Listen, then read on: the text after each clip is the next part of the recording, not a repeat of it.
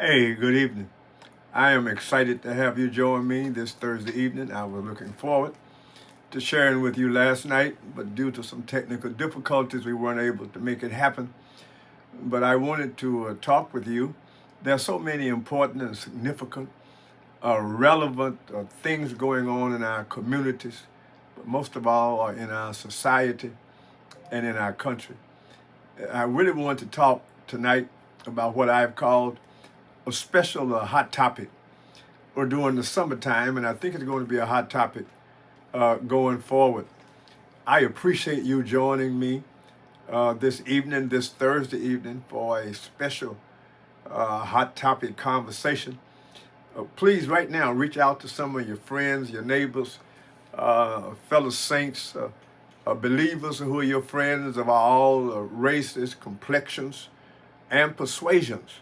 Man, I'd love to have them as a part of this about your own personal encounters and thoughts about what we are dealing with going forward in what is to be and what is being called a Christian nation. I have been interacting with Christians of all complexions all of my life. I've had successful interactions, encounters, conversations, and friendships with people of a multitude of races. I even suggest to you that so much of my expertise, if you will, or my experience in church building, church revitalization, my bent toward evangelical outreach as really a responsible and impactful key to empty churches, focus on Christian education, a focus on dealing with the people of all ages and ministering to the total man, really all came from my associations with some people who become cultural villains, but who had some Christian impact, Christian information and strategies that did fill up churches. I attended conferences at Thomas Road Church in Lynchburg. I interacted and became personally associated and acquainted with Pastor Jack Hiles at First Baptist, Jim Vineyard, and a whole lot of other people who have been involved in the white church, white Christian church, and in the church growth movement. I've spoken at a number of white churches around the country. Truman Dollar's Church in Kansas City, Greg Dixon in Indianapolis Baptist Temple. So I don't want you to believe that I am speaking. I have a history of interacting with people of all ages, and I would suggest disappointed, somewhat befuddled and frustrated that I don't hear none of these salient, strong, powerful voices speaking out about what I would call a earth-changing curve that the Christian church appear to have made. And I'm worried tonight and I'm worried today because let me borrow a phrase I've heard so many years in my life, and that is I have a lot of friends and people I have called friends, people I have associated with, people who are godchildren to my parents, godparents to my child. In the early days, I even enrolled my daughter at First Baptist Christian School in Hammond, Indiana. She attended there a couple of years, and so I fully understand and have had interactions, and so I'm not speaking from a vacuum or without having interacted with people. Jack Hiles preached at our church a number of times. The church donated buses for First Baptist Church in Hammond. And so I am not coming as some person who's standing far off, but I'm coming from people, a perspective rather, that says there are no people I have not had encounters with over the years. one of the preeminent pastors and preachers in the country, was at one time a pastor of First Baptist Church in Dallas, Texas, where Thomas Jeffries, I believe, is now the pastor. But the former pastor is a friend of mine. And he took a number of stands against racism and other issues and challenges. And of course, he was put out of that church at least a couple of decades ago. But we remain good friends today, and we speak periodically. And so I wanted you to know that when I say what's up with white Christians, and I don't mean all, I suppose I should have entitled my topic tonight, what's up with some white Christians. Now, what's up, of course, is really a phrase from the community, from the street, but it really means, could you explain to me, could you give me an explanation? Please help me understand. I'm feeling confused and befuddled by a number of stands, and sometimes it's not a stand or a stance, it is really the silence that disturbs me. I believe it was one of my favorite early American prophets, a Jewish rabbi, in fact, Abraham Heschel, who suggested that it is the silence of the saints in America that is so damnable.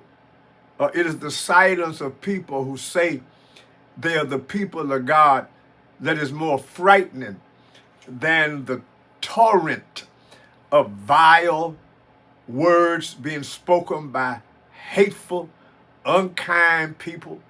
But the silence of good people is more vile than the vile words of the few people who have the courage to say out loud what many of our white Christian friends have embraced silently and pretended to bury their heads in the sand.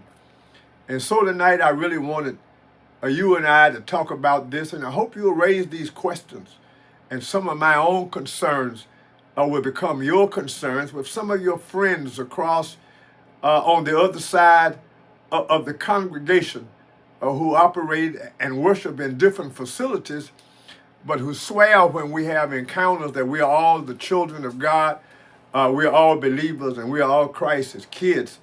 But I'm trying to understand if we are all talking about the same Christ. And when I talk about, again, what's up with some white Christians, what I'm saying, I need them to explain to me. I am trying to understand. And maybe you will talk to some people who will give you an explanation long before I am able to get one. But let's begin with this. Would Christians, white Christians, explain to me the absence of the dialogue of empathy? What's empathy? The ability to feel the pain, to identify with the suffering of other people beyond the people who are members of your culture, citizens of your country, or members of your family. What has happened to empathy? And so let's begin tonight when we ask this question, what's up with some white Christians?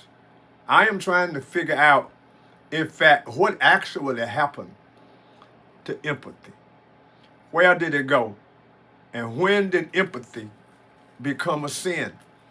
Maybe you would be surprised to discover that actually one of the salient, frequently, often spoken of traits and characteristics that Jesus suggested should be a part of the lifestyle, the demeanor, the attitude, and the personality of every follower of Christ was that we would show deep empathy and compassion for other people. And I am wondering what's up with some white Christians, that they have been vaccinated are immunized against the need to follow Jesus down the empathy trail. We've come to the point now where there are actually white Christian evangelical authors who actually writing essays and books about the sin. Now listen to me carefully. The S-I-N of empathy, of feeling the pain of other people.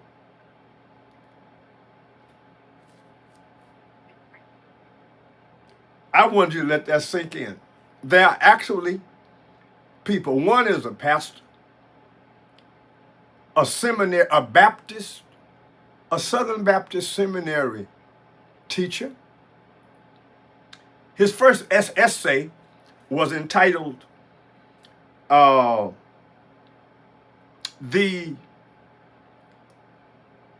Enticing Sin of Empathy. No, you heard me correctly. The book written by a Southern Baptist pastor and a Baptist seminary instructor is called The Enticing Sin of Empathy. I have been led to believe all of my life that one of the cornerstone character traits of every believer is that beyond all else, they are empathetic people. The Bible is full of admonitions from Jesus Christ himself to show deep empathy, compassion, the ability to, compassion means feeling along with, feeling the same as, feeling with other people. C-O-M as a prefix mean with. Passion, suffering, to suffer with. Remember the movie, The Passion of Christ? The suffering of Christ. Compassion means I suffer along with people who are suffering. But we're living in an age now where actually it's becoming a doctrinal issue and a suggestion that Christ is anti-empathy. What's up with white Christians that you can agree and believe that even after Jesus demoed himself, he was a living object lesson, the ultimate demonstration of compassion for other people.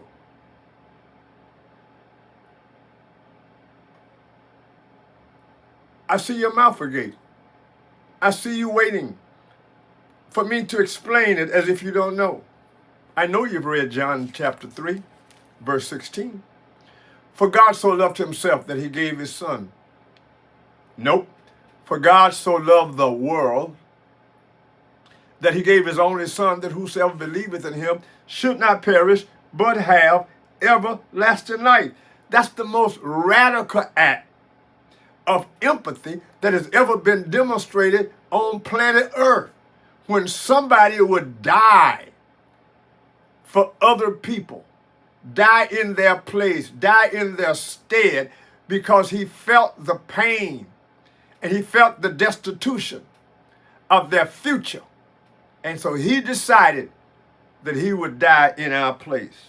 And yet, we live in a world today where Christian writer Joseph Rigney, R-I-G-N-E-Y, remember the name and write it down, has written a book entitled The Enticing Sin of Empathy. From the author's viewpoint, his words, to quote him, feeling others' pain is a hammer, a weapon used by liberals and progressives to berate or put Christians on a guilt trip into showing empathy for the wrong people. What's up with white Christians. Number one, empathy is not a liberal idea. Liberal is not a progressive idea. Empathy is not a progressive idea, nor is it a liberal idea. Empathy is a Christian idea. It is a biblical suggestion.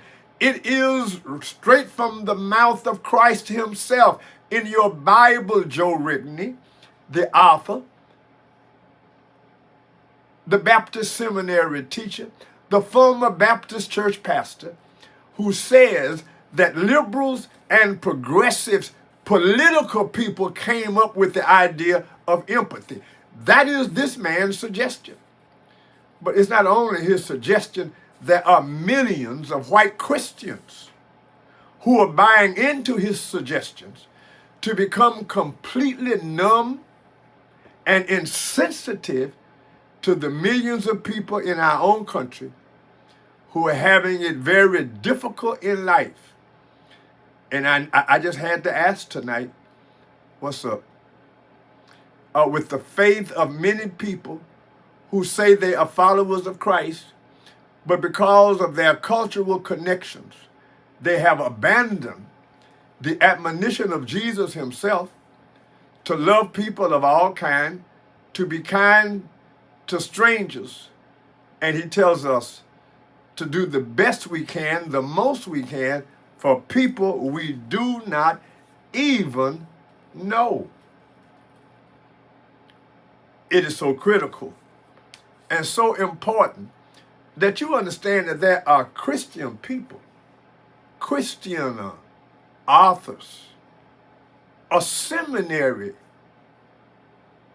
instructor at a Southern Baptist seminary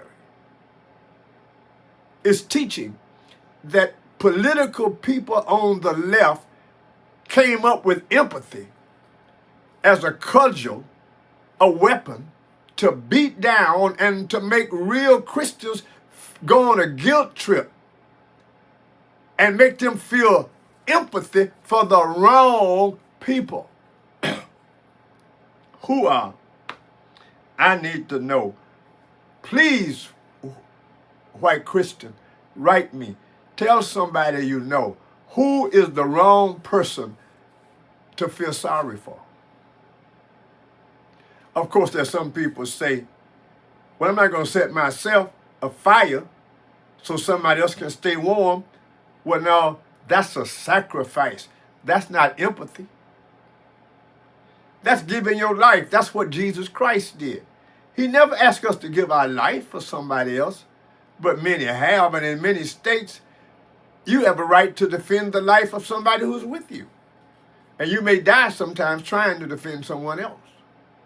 However, he never said that a part of the duty of an empathetic person was to die for someone else.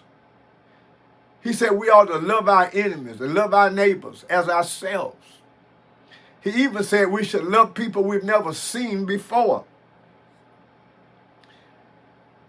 I talk about this now and I'm asking, what's up with white Christians? Because I don't understand how empathy can be used to berate you or put you on a guilt trip if you're following Christ. If you're following Christ, you ought to be proud of your ability to be obedient to Christ in spite of your self-centered, self-righteous feeling to just do for yourself and your family. That is not biblical. It is not scriptural.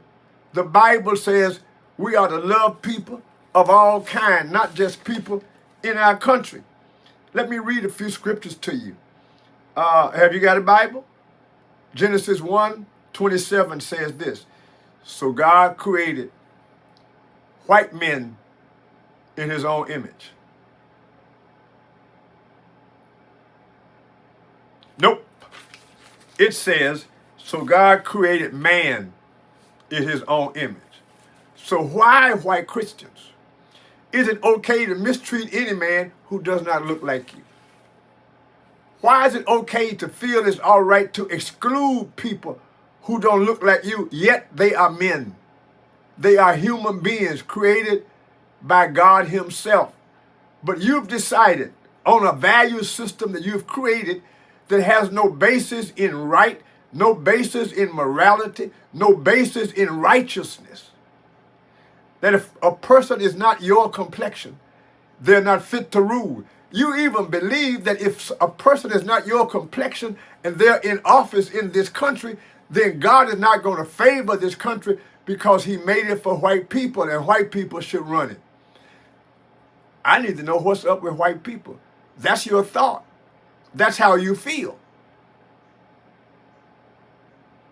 That's why you don't have a problem with DEI being stricken.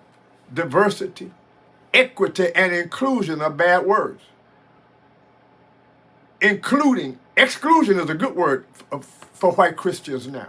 Division is a good word for believers now. Inequitable, unequal is a better word. Matter of fact, they even want you to be asleep. They've put a negative connotation on the idea of being awake or woke. Who wants to walk sleep? Who wants to be somnambulistic? Who wants to be a sleepwalker? Why wouldn't you be awake? Why wouldn't you be woke to the fact that people are taking advantage of you and believing that they are better than you are because they are of a different color or from a different part of the globe, based on climatic and genetic conditions that they had nothing to do with? Some white people would make you think they ordered their complexion, and since you can't afford it, then you got to suffer the consequences. I am bothered because about the silence of white believers, white pastors, white evangelical pastors, preachers, and expositors that many of us have respected over these years, but they are now silent, S-I-L-E-N-D, about all of the racial animals that's being initiated, that's being provoked by the rhetoric in the land, where people are so bold now, bolder than many of the forefathers of some of the greatest races. They say things out loud on TV. They even try to get other countries.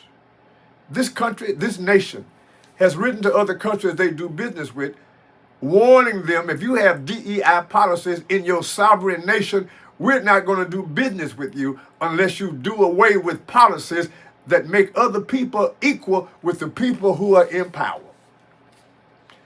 What's up with white Christians, some white Christians, that this behavior is okay? When Acts 17:26 says this, from one man, O-N-E, he made all nations. From one man, he made all nations.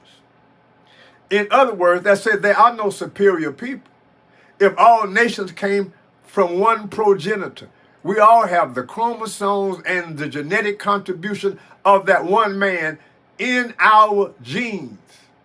There's no way somebody extracted the genes from that one man and gave the positive genes to all white people and just left all black and other people with negative genes, which is why we are inferior and white is superior. What's up with white Christians? That it's okay with you to hear people saying that nobody should have special treatment. I agree. But nobody should have special treatment when you know what their history is either. I've come to talk with you tonight about this because it's a hot topic and it's going to be a hotter topic. And around the nation, the silence of white Christians as if everything is okay. When we are at a point where there's a seismic shift in the attitude of the country, and everybody from the churches I watch on TV and the preachers and pastors that I've admired and sometimes I still turn to see what kind of word they've gotten from God, when they don't seem to have any vision from God, they don't seem to have any sight from God. They even made a lot of you believe that white pastors and ministers are not even interested in politics. But they work so hard on their senators and their congressmen and the current candidate that he wrote an executive order to the Internal Revenue Service saying that no church will lose their not-for-profit status because they make a political endorsement. So do you think that was an idea from Trump? You think that was an idea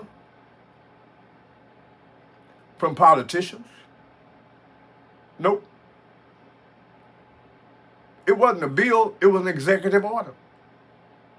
And it was influenced by, with the coercion of, the direction of a whole cadre of supporters from the white Christian church. And so now you can't lose your tax exemption status to make a political endorsement. It never happened until now because of the influence and the lobbying of people who've been telling you they had no interest in politics, but quietly they've been pushing for years for the right to say what they wanted to say on TV and other places regarding politics without losing their tax exemption, and now they have it. I hope you don't think it was just the president who thought this would be a good idea. No, all of your good buddies across the aisle standing in the other pulpit were the ones pushing for this change so they can now get engaged out in the open in the political arena without losing their tax-exempt status. I want to know what's up. And the reason I'm asking is because white Christians today are wielding more power in our country than ever before. And with white Christians wielding all the power, with prayer in the Pentagon, with Christian advisors now in the White House to the president. All of these things are happening while policies that are unfriendly, not in the favor of, will not work out for the advantage of Christians who are not white. People who are not white.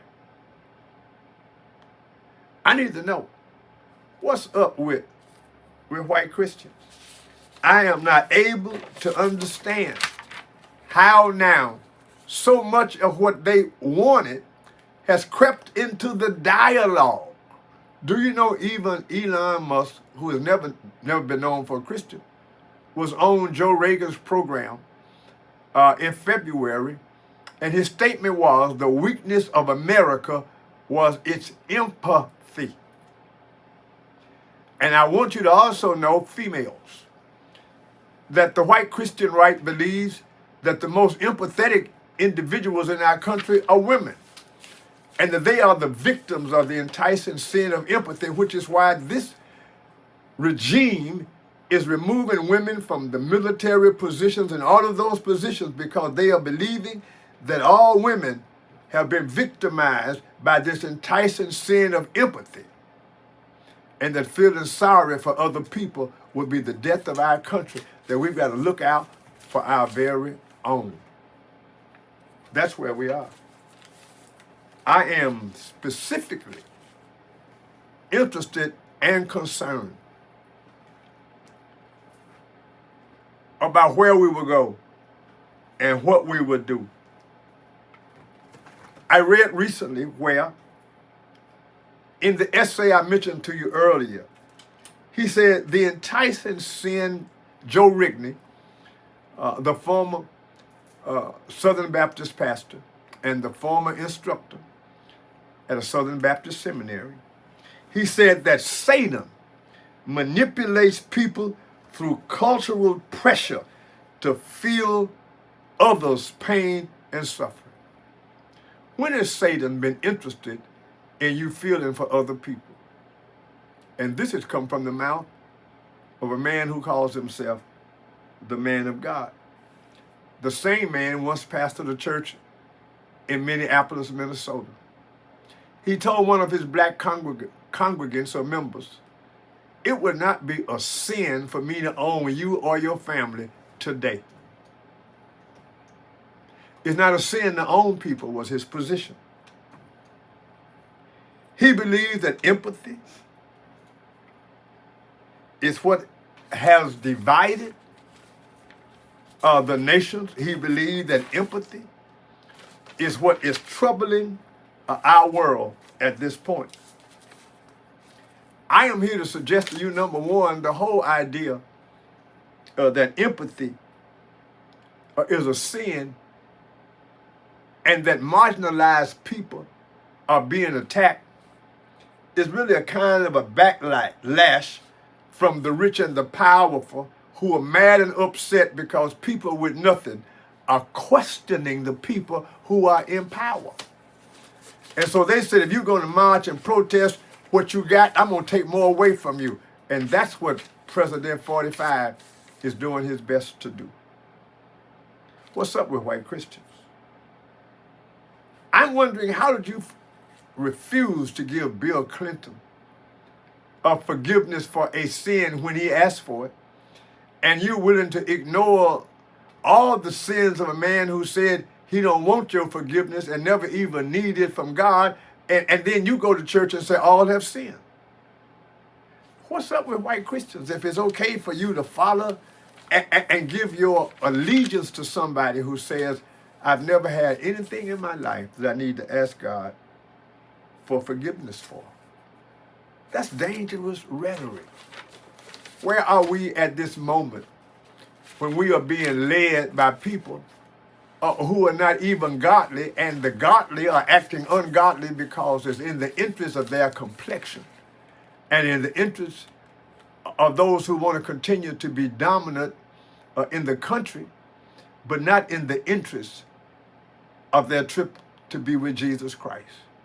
Because Christ has given us so many words that should alter your attitude and change your life about how you are dealing with this moment. And the very idea that you are going along with it because it tends to want to keep people who look like you in power should not be enough for you. Galatians 3:28 says, there's neither Jew nor Greek, for you are all, not one, not two, not three, you're all one in Jesus Christ. How can we be one in Christ Jesus, but you're okay with people who are followers of Christ, disciples of Christ, their families being decided, their jobs being taken? We are people in this country. Everything goes on your resume. We judge people by their past and their history. I would ask every white Christian, every believer, and every citizen in the United States of America, look at the history of the United States with black people, with marginalized people, with Asians, with anybody who is not from this country. If you would look at the history of how this country has treated people in the past, what would allow you to freely give them license to take away all restraints and everything that ensures equity for every citizen if you say you're a follower of Christ and the Bible tells you that we're all one in Christ, and you are believing somehow this awkward, perverted presentation of the gospel of Jesus Christ, that this is supposed to be a country without diversity in its leadership. We don't need black names. We don't need museums. That the history of the country has been written wrong when we told the truth about how every marginalized and minority person has been treated in this country. I'm glad you joined me tonight. And I want to invite you to join me again for part 2 of this talk, because we're going to talk about it some more, but I'd like to know how you feel, what you got to say about it. What do you think we ought to talk about? I want to remind all of our friends that August the 9th weekend, that's the Bud Billiken Parade, the 96th year, I believe, of the Bud Billiken Parade, and we're right in the heart of it at 41st and King Drive, Logos Baptist Assembly. It's our We Are Here weekend. We are doing a tremendous promotion and marketing strategy for the Bud Billiken weekend. We are soliciting a minimum of 10,000 bottles of water. We are marketing our church, and everyone who will show up near 41st and King Drive on August the 9th will receive a free cold bottle of water with our church's label on their bottle of water. I need you, however, to donate the water. So far, we have 4,000 bottles already pledged. I need you to bring me your pledges on Tuesday evening, every Tuesday. We got one more Tuesday. This Tuesday, beginning at 5 o'clock, drop your water off at 4100 King Drive, 5 to 9 p.m. on Tuesday night. And we will announce our hours and post them on Facebook for the other days of the week. But beginning Tuesday, this coming Tuesday at 5 p.m., please bring your water donations and help us get the word out that we are in Brownsville, in the heart of the African American community in Chicago. Join us and help us give out 10,000 cold bottles of refreshment to 10,000 thirsty souls who will show up in our community right in front of our church on August the 9th, all day, for the second largest parade in the United States of America, the Bud Billiken Parade. We love to see you there in the neighborhood. You'd like to volunteer to help us distribute that water? We love your help. Members, we need your support. I want to get you involved. I am counting on you. We look forward to seeing you this Sunday at 10 a.m. An amazing worship will take place. We love to have you present in the place. Come join us virtually or join us in person Sunday, 4100 King Drive. Hey, God bless you. Thank you so much for joining us. I love you. I appreciate you. Now, don't forget, all of our members and our friends, you've joined me tonight. If you have been live in the audience, we'd be asking you for an offering.